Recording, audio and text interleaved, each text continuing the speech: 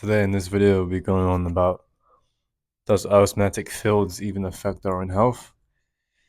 This is due to the fact that I want to address, the decentralized health topics, and this is one of the main topics for, especially for this year, due to with all the research and with all the results from the SARMs, I believe, the European Union satellites that are able to detect the Earth's micro Tesla or metrics to how strong the actual Earth's magnetic field even is in the first place, for the last year at least, since 2025.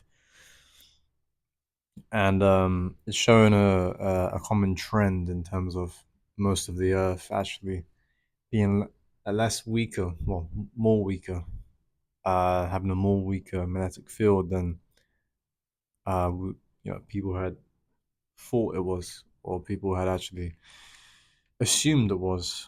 And I think with me addressing, going through the basics in a very simpleton way in terms of what magnetism even is and the effects it has on our health and the reasons why it's happening, and also with the solutions that we can use, um, I think that'll allow us to really understand what's actually happening in the first place, as that will lead us to understanding why magnetism is even should be even talked about, to be honest. So magnetism is described as the fundamental biophysical force generated by a planetary dynamo. So this dynamo is basically the main Earth's core, so the magnetic field, the main core of where we get the actual source of our magnetic fields and energy and micro Tesla. That's where it comes from. As this dynamo creates a magnetic shield measured at a base of approximately 50 micro Tesla. So that's the average um, amount of energy, amount of magnetic flux that the Earth is normally getting, or normally does get. But that's changed due to the new data, and also has changed due to the things that we talk about later in this video. Um, as in most places on Earth, this metric allows the planet to support life, to allow the animals to actually survive, such as mainly mammals. Because mammals are massively tied, massively coupled to the magnetism of the Earth itself. On a cosmic scale, the Sun acts as a cathode, while the planets function as anodes, as communicating directionally through a global heliocentric current. So the Sun is mainly a piezoelectric energy source that most mammals and most living beings use in order for themselves to function properly, run their mitochondria, run their ATPase vortex and other vortexes in their body. But also the planet uses it in order to store its energy and to be able to release magnetic field. That's obviously from the notes I've collected from myself to make this video. I think that hopefully that makes it a lot more simple for people to understand. Even if it's wrong, then it's wrong. It's fair enough. But it's really bright right now. God, what the hell's happening? Next is the critical aspect of magnetism on the Earth is its coupling with oxygen, which is the only paramagnetic gas on the periodic table, meaning is naturally drawn to magnetic fields itself. So how and why does magnetism affect our health?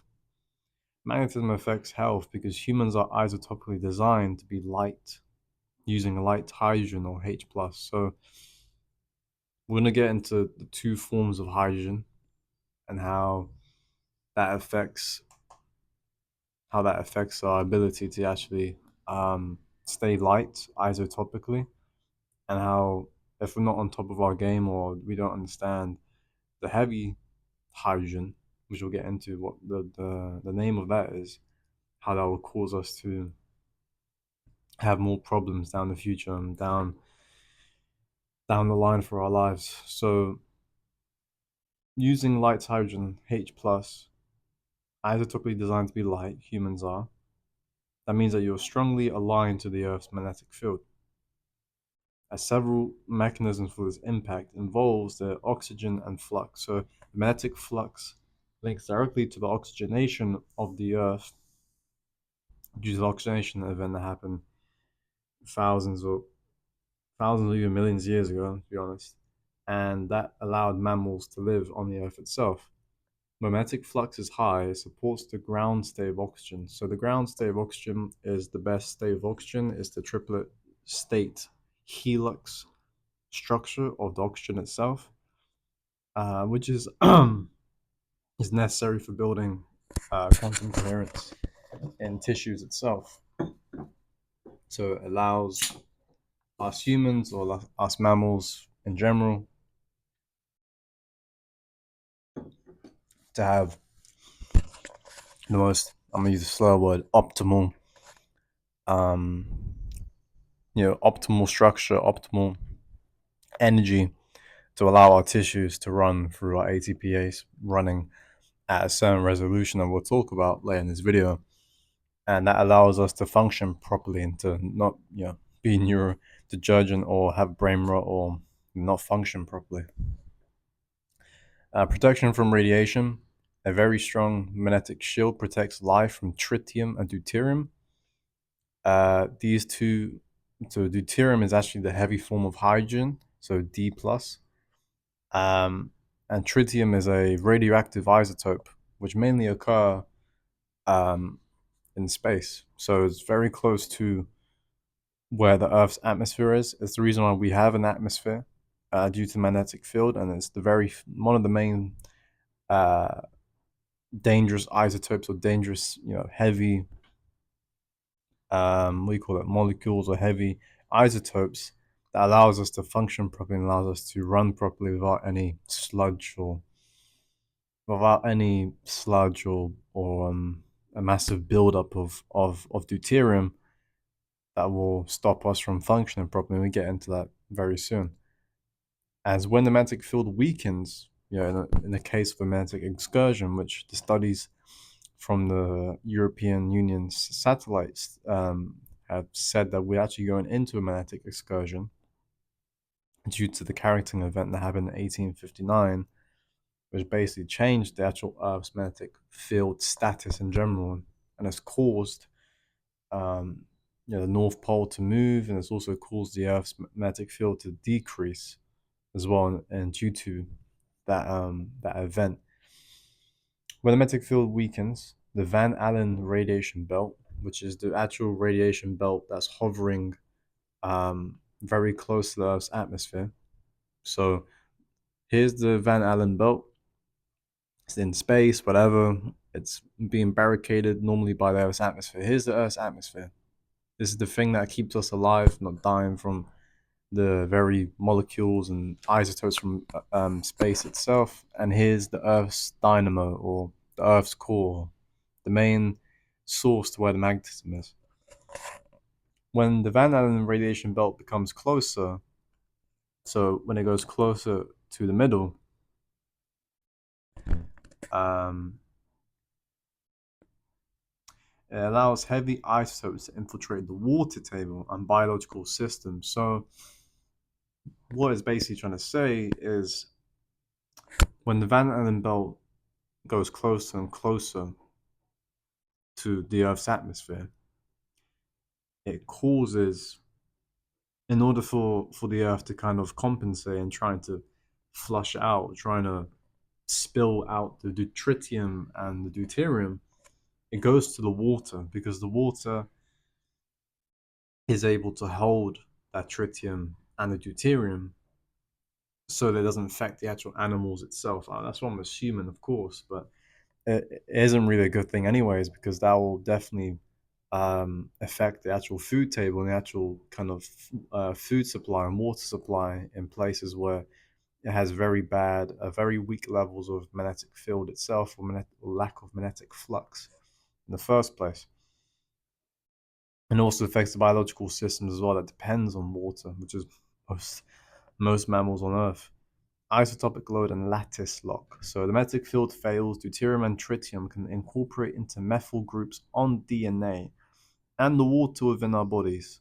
So the thing I have to be careful with is when I'm talking about water, it's a massive aspect of life itself, and the fact that if you're consuming water that's already deteriorated from tap water or from the inability for you to understand that there is things or certain types of water that allows your magnetism to increase, or it even depletes the deuterium, which we'll get into the solutions. But it'll go straight to your DNA and it'll go straight to your water when you consume water or even you consume food that is highly deuterated, that have highest amounts of deuterium.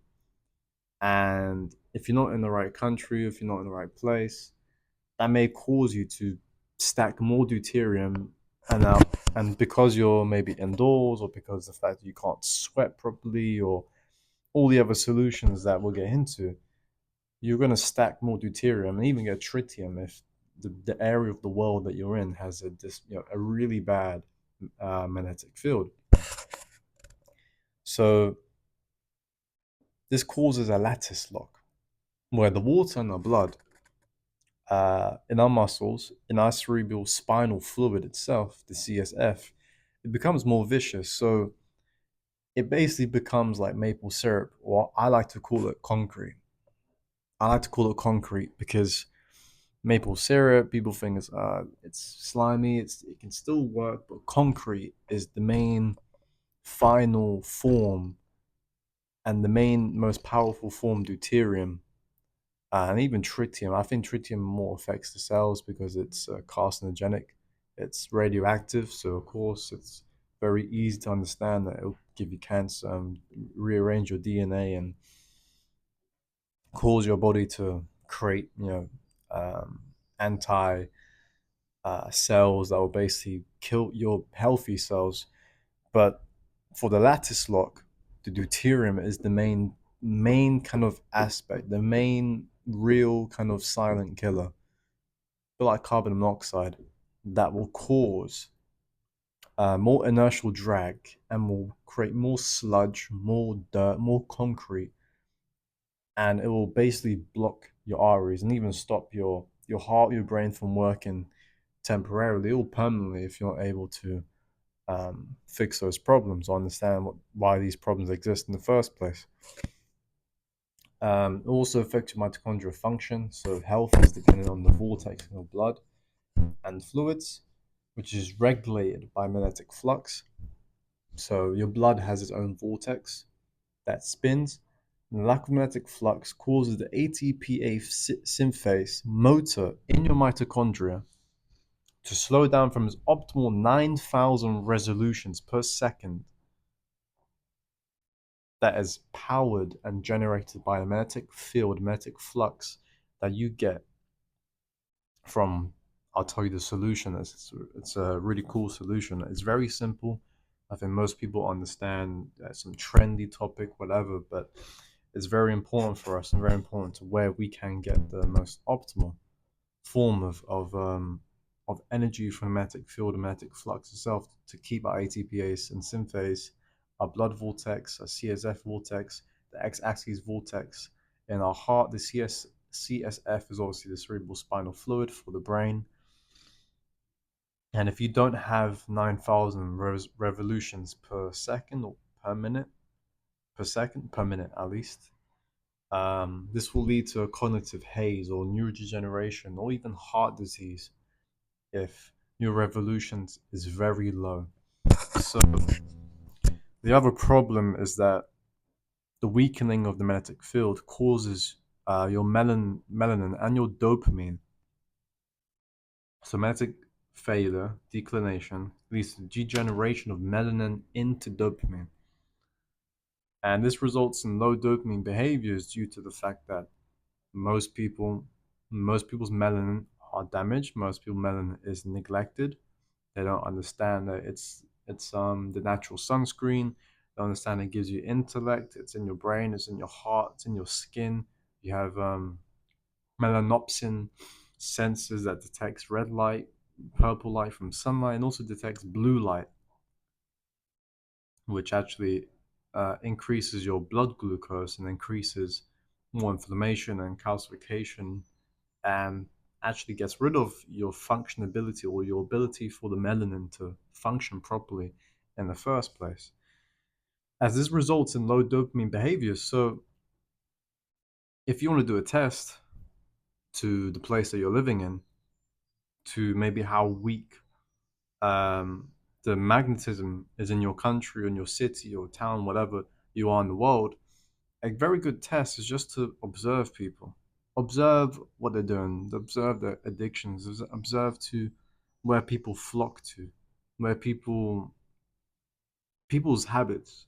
So, addiction to betting, addiction to triple X films and content, addictions to smoking or other drugs, even to technology, the phones, the iPads, the laptops, PCs, gaming, gambling or addiction or gambling is part of the addiction, and even a loss of cognitive planning or ability to remember things, or to your body's inability to concept time itself, or even to remember things, or to be like, oh, it's the 1st of June, and I'm going through life, oh, I'm groggy, whatever, and that was 9th of June. What the fuck's happening? That's due to the fact that you have very low dopamine. Your base level of dopamine is destroyed. You have no melanin, and maybe even due to the fact your mitochondria is cooked as well. That makes your cognitive and your brain's ability to function and to perceive reality almost impossible. So the solutions to these problems that involves the low magnetism, which involves the fact that you're not even getting the right resolutions per second, you're not getting the 9,000 revolutions. You're trying to understand how you can improve your mitochondria, or you're trying to understand how to filter your water, or find ways to ensure that your body's ability to function properly, your brain's ability to function properly, can be increased. The biggest solution is the most important factor, and that is where you're living in. And this is going to be a massive problem because a lot of people are going to be heavily tied to the place where they come from, or where they're born in, or where they migrated to, due to their family and due to their struggles and due to the heritage or connection, or the fact that your family, if you're a migrant, of course, or immigrant, whatever, migrant, immigrant, same shit, really, kind of, but you're going to be tied to the place you come from. And with the latest studies, the place that has the worst magnetism is South America. And that's due to the thing called the South Atlantic Anomaly, where the Van Allen belt, so the massive radiation belt, is the closest to the Earth's atmosphere on the Earth, and is actually expanding to South Africa, the southern parts of Africa, and it's keep on growing. It's grown at least 20,000 kilometers for the past for 20,000 kilometers for every year for the last 14 to 15 years. And this process was expected to happen in the next 100,000 years, not 15 or 14 years, from since 2025 or 2026. So 15 years since 2011, 2012. And the solution is to find a place and to look for places that are magnetically inclined rather than declined. And also, you're gonna be like, Nay, how am I gonna determine a place has a very good magnetic flux? Well, the most important, or the biggest highlight or factor you have to look into, is volcanoes itself. Volcanoes, ideally basalt rock lava active volcanoes, are ideal places to be in because they are closer to the planetary dynamo they offer a high magnetic flux due to the iron and due to all the rare earth materials that is constructed and formed by from having a volcano itself, and that draws a lot of magnetism, and that allows your body, allows yourself to connect to the earth's magnetism through the volcano itself. I want you to imagine a volcano as a magnetic hub, a magnetic attractor or beacon that will allow you to connect to the Earth's magnetism, where it's massively decreasing year by year, and well, year by year. I say that as if it's gonna, go to shit next 5 years, but it's gonna decrease a lot, decades by decades, at least year by year, if you want to make it more extreme. But so places, I would say like Siberia, which is kind of crazy. I'd say Iceland, El Salvador. I'll even say places like Japan, Indonesia, places where they have actual active volcanoes. Philippines. I'd say even like Italy, or the Sicily or Naples, because those are the places where it has the most active volcanoes. And I want you to be careful when it comes to just assuming that all places in the Ring of Fire, which is obviously where it's connected to all the volcanoes along the Pacific Ocean. Don't expect every single one of those volcanoes to be active, because there's a common trend to where the north side of the Pacific Ocean, so places from, I would say, I wouldn't even say the north side. I think most of the volcanoes are not active actually in South America.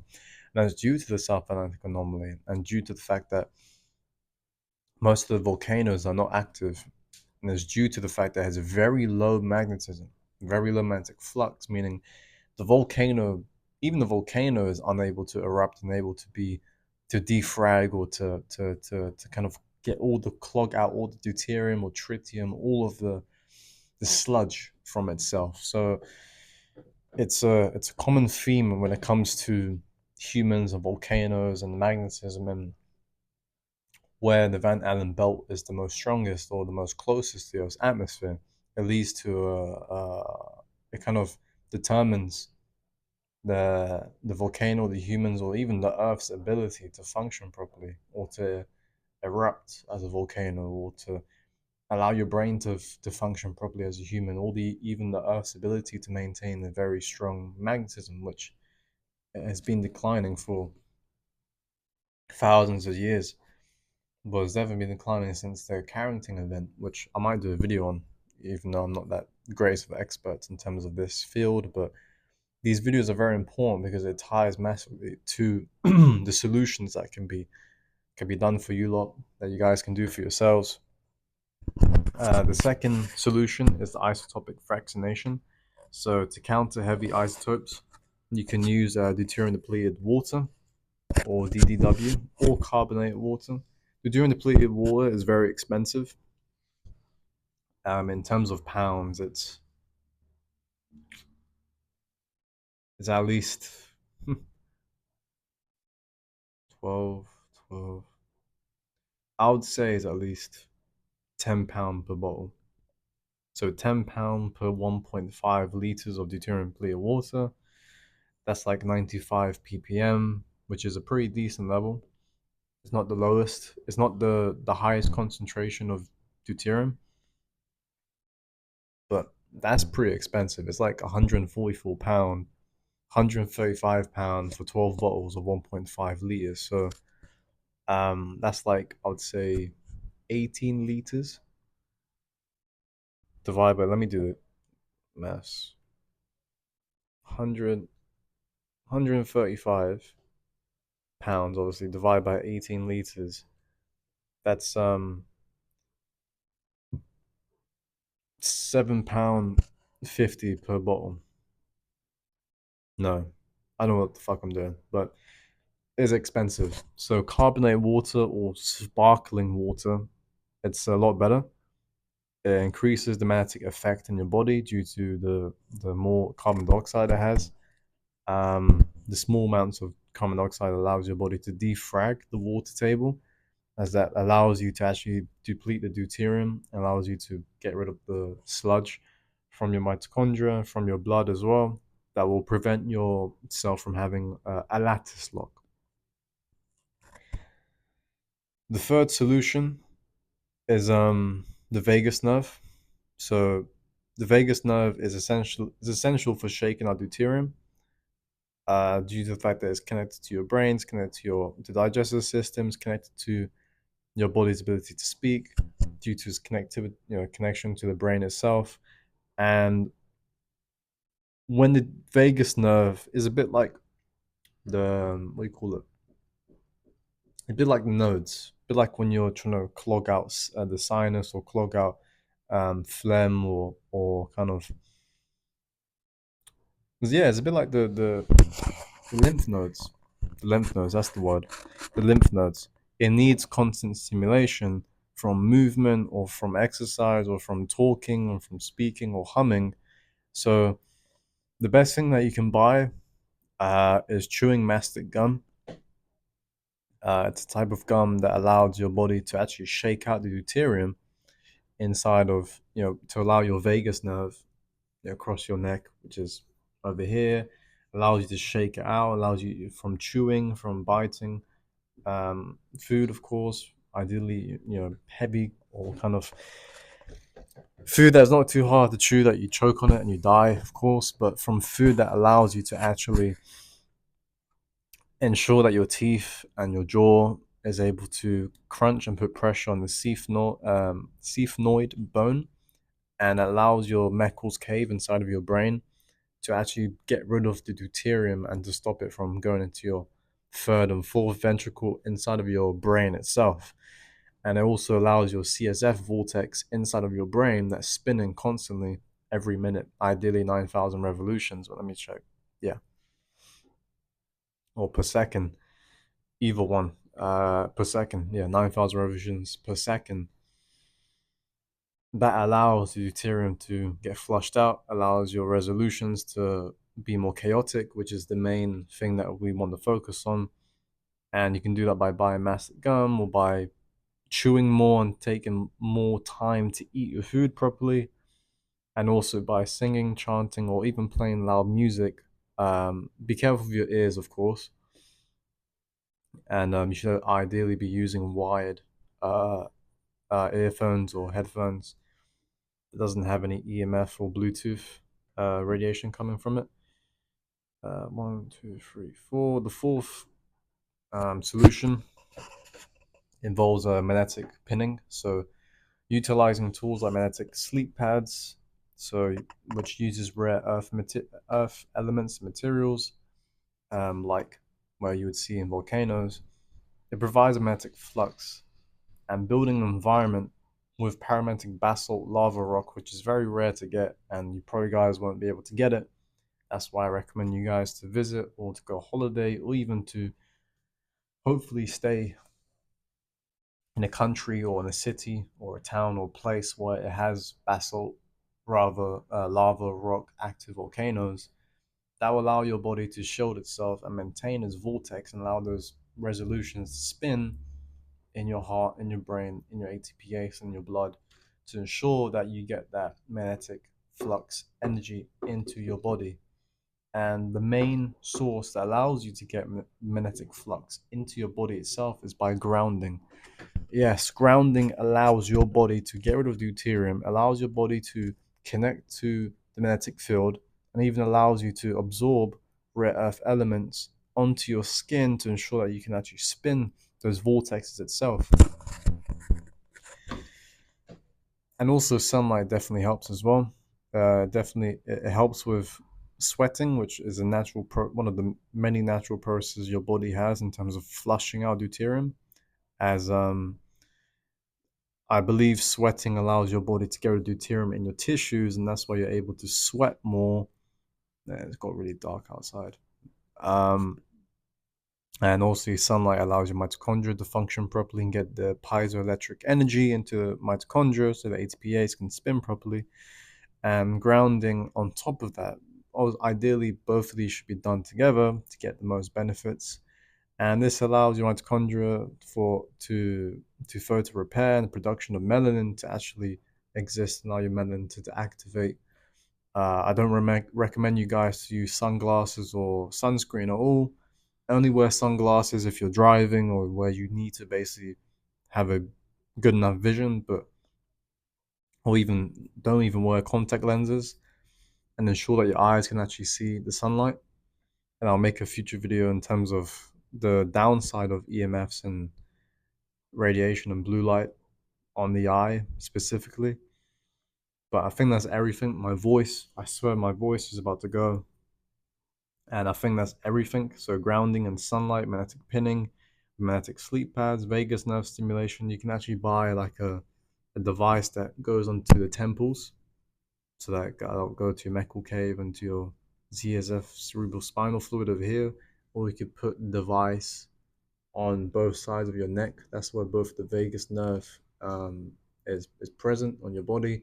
And that stimulation of basically pinching and doing that basically will allow you to kind of reactivate the vagus nerve and allows exhaust to function properly and to flush out the deuterium and allow it to work properly.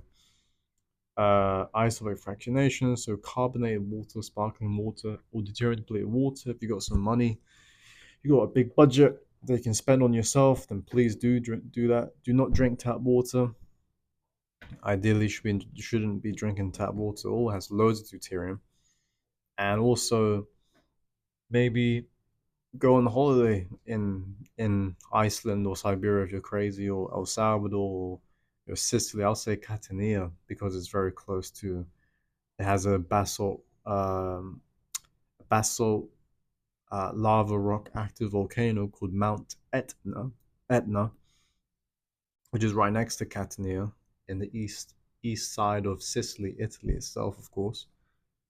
And the South America is definitely a no-go zone for you guys because if your health is not, even if your health is optimal, even if you're healthy, South America, due to the South Atlantic anomaly, has massive amounts of deuterium and tritium, which will cause your heart and your blood and your brain and all those vortexes to stop spinning.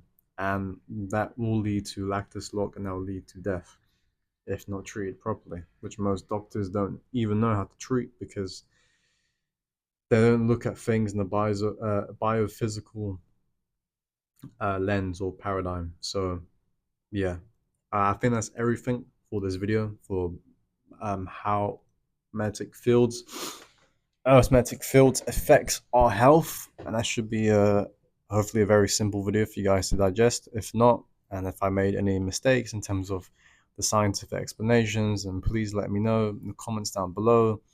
Long as if it's criticism that helps me improve my videos and maybe become more correct from someone who's actually an expert or someone who understands what they're talking about, then please do that for my sake and for the quality of the videos itself.